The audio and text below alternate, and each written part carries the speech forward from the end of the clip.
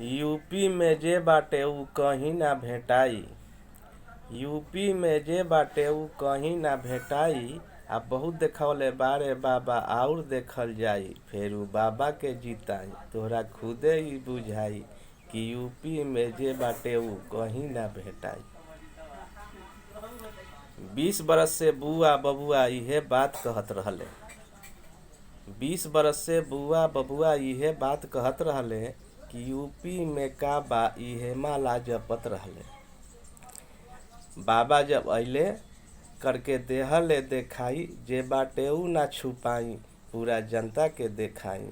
UP में जे बाटे उ कहीं ना भेटाई।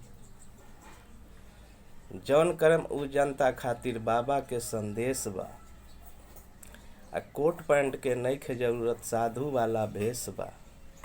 अपना खातिर का जुटाई, के बाटे जे एके खाई।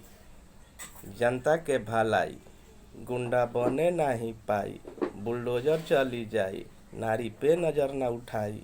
फेरू बाबा के जिताई, यूपी राम राज बन जाई। यूपी में जे बाटे उ कहीं ना भेटाई। कोरोना काल में सब राज्य के बंद रहे दरवाजा। कोरोना काल में सब राज्य के बंद रहे दरवाजा। आ दिल खोल के बाबा कहले यूपी वाले आजा।